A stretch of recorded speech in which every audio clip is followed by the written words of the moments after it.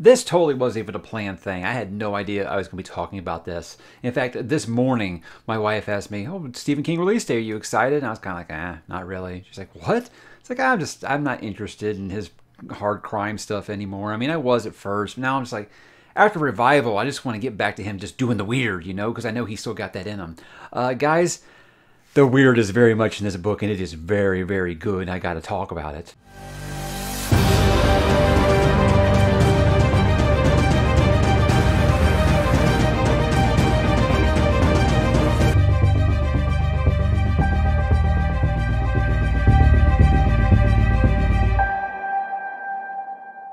Hey, what's up, bookworms and constant readers? Something a little unexpected today. This is not actually a review for Later by Stephen King, the newest addition to the library. It's more what I'm calling like my instant reaction or my thoughts, because I'm not gonna have any real structure to this. I didn't expect to be talking about this because I wasn't really excited about this book, and I mean, there's just something about this book completely blew me away, and I want to talk about it. Now, look, it's going to be non-spoiler. I don't want you guys to worry about that. It's not going to be the usual review structure, what makes it good, bad, stuff like that. I'm just going to talk about some things about it because this book completely surprised me. I know a lot of you out there are like, "Oh, what a big surprise, Mike, like the Stephen King book." Look, I had very, very low expectations for this, and it completely blew me. I was like, I don't need, I like Joyland. I like Colorado Kid, but I didn't need another one of those. This is so far different from that stuff that, guys, this is just a regular Stephen King supernatural kid with superpowers kind of story that we've grown to love from the man. And like I said, I just got to talk about it. This just came out today. Like I said, I didn't expect to read the whole thing in one day. It's only like a 250 pages. So for King, that's quite, but dude, this is the very, very essence of a page turner. Now, I've had a lot of people ask me, is it good for a first-time reader? I mean, I guess, but there's something really big to do with the multiverse that I'll talk about in a minute that I feel like you would miss if you aren't a constant reader. But again, yeah, sure. I mean, if you really just feel like it's a good story regardless of where you come from. But yeah, released today. You probably won't be seeing it until the day after, because this is that evening. I probably won't release a video until tomorrow morning. But I'm just so excited to talk about this, guys. I didn't want to wait 4 years when I get to it on the Into the Multiverse schedule. But yeah, just such a surprise, you guys. I cannot figure out how this man is 73 years old and he is still spinning a yarn like this. It's absolutely amazing to me. This surpassed like how I felt the Institute. I was so excited for the Institute, and I thought it was just okay. But recently I went back and I read Revival, and I loved it. This is more in that Revival vein. That coming of age story from young to the teenage years. So good that he does just better than anybody. And then, of course, you got the little bit of the supernatural in this, and we're going to talk about it just a little bit. So this isn't anything really that you can't get off of the synopsis on the back of the book, so don't worry if I'm kind of telling you these things. It is sold as a hard case crime novel. And again, that's why I wasn't. I mean, you look at the cover and you think, yeah, it looks like just a straight detective story or something like that. Beautiful art, by the way. I love the colors on this. It really does look like, an old pulp detective magazine or something like that. But again, I was like, I'm not excited about another one of those. But besides the fact that it has a police officer in it, I don't get hard case crime novel out of this at all. This is every bit the King that we knew and loved growing up in the 80s right here. You got your young person with the supernatural abilities and them coming of age and dealing with that. This is the man's forte, and he continues to be the master at it. No one can do it like this. 73 years old, he is still just hitting home runs like this. This is just absolutely amazing to me. And I mean, I was in the first like 50 pages, and I was just grinning ear to ear of how charming he can write children. I mean, you think this man's childhood was 60 plus years ago and he's still writing kids this brilliant. I don't understand how he does it. What magic he has figured out that he is able to get that, and it brings back those things for you while you read it. It's just incredible that he is still this sharp at it. It really is. I can't believe at this age he is just pumping out content as fast as he is, and it's still this high of quality. I think besides Elevation, I've liked everything he's done like the last decade. Really liked it. It's just amazing to me, man, that he is still able to do this. But yeah, just right in the sweet spot, like I said, with what he's really good at. Now, the twist with this is that our protagonist, Jamie, has the ability to see recently deceased individuals. Now, before you say, oh, well, this is just the Sixth Sense, it actually references that in it. And it's much different in this because the twist is that if he asks them a question, they must tell him the truth. They cannot lie. So this has a lot of the kind of the themes of, people that sometimes people that you trust, some people that you love. When you have like kind of a unique talent that they're going to kind of take advantage of you. I think that's something that's very, very, very prevalent in this. But I do like that what I kind of describe it as like, imagine if Stephen King was writing The Sixth Sense. And we all know that Stephen King is a better writer than M. Night Shyamalan Ding Dong, right? And what I say, actually, it's like if you read Finders Keepers, I feel like it's kind of a mix between that. You got like the writer's side of Finders Keepers, and then you got like the Sixth Sense kind of idea of this, and you kind of mash those two together. But in like kind of the coming of age story, the formula that he uses in Revival, which I thought was just brilliant, one of the best that he's done. And man, I can't say enough about how well he does that. The biggest thing here, and what took this book from I'm really enjoying this to holy shit, is this has some of the biggest multiverse connections, I think, probably since 11/22/63, maybe The Dark Tower.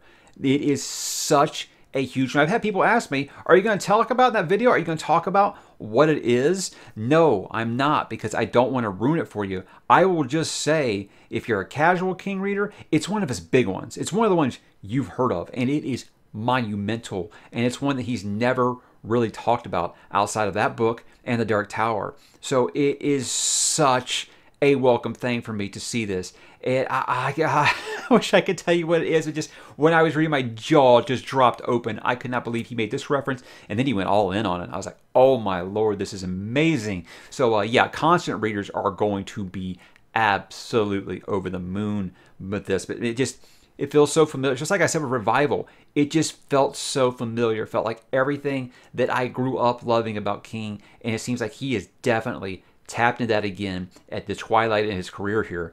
And it's just incredible that he was able to pump out a 250-page book and make it this good. I am just blown away. I was saying that Billy Summers was the book by Stephen King I was excited about this year. This one, I'm just going to read because it's Stephen King.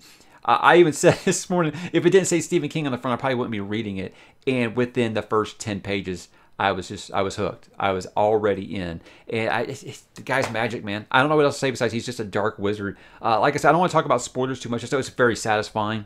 The ending kind of left me not, I don't want to say disappointed. Definitely not. I just wanted more. I wanted more. I wanted this story to be longer.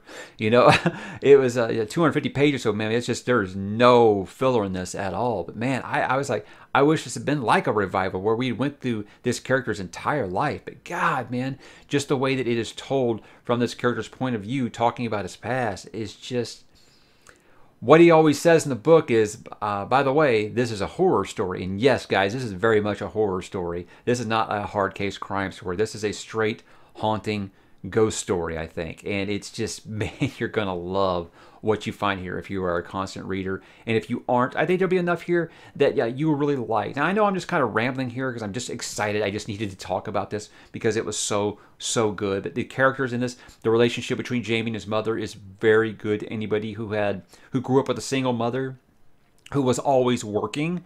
Yeah, but you could always tell they were doing whatever they could to provide for you. That's a really big thing with me as a parent, seeing that actually growing up with a single mom who always was we're very poor, So seeing that kind of reflected here is something that I was actually able to relate to quite a bit. Seeing your parents doing whatever it takes to make ends meet, to provide for your kids and things like that, and having the family members that drag you down and stuff like that, and maybe having that relationship that drags you down. There is another character here, Liz. That's this lady right here, and interesting character, very, very interesting take on what I thought was going to be the same old cliched New York cop character. Very, very interesting spin that he takes you on with that character, and it's one that's just, it's a buckle up, and you're going to fly through this like you can't believe.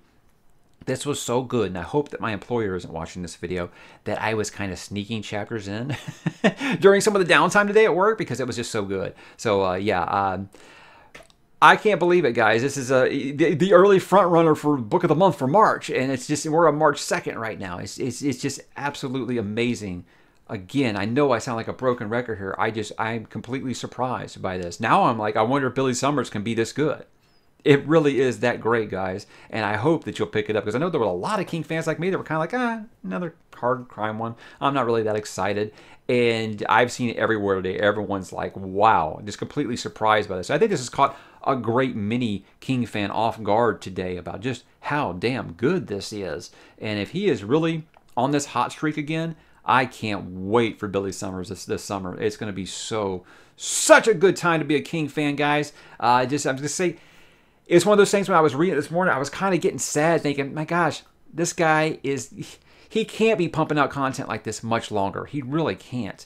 And I just hope that he does, because he feels like he is better than ever, you guys. And it is such a welcome thing for me that my favorite author of all time is still just throwing such a high velocity right now. And it's just encouraging for what's to come in the future. And I can't wait to talk to you guys about the Multiverse Connection here, because it is such a good one. So guys, did you read it yet? Please let me know. Drop in the comments and let me know what you think about this book, or if you're going to get it. I highly recommend that you pick it up ASAP, especially before it can be spoiled for you, because there is some really, really good stuff in here, and I can't wait to talk to you guys about it. I didn't want to wait, like I said, for that Into the Multiverse episode years from now. So pick it up. I'll drop the link below if you guys want to pick it up. I got it on Kindle. It was like $8. I think that the hardcover, actually it's not hardcover. That's the only negative I have, is it's a paperback. I think you had to do like some kind of special offer to get the hardcover. I want to say that they're selling that Colorado Kid and Joyland all in like a hardcover set now. I wish I'd done that, honestly.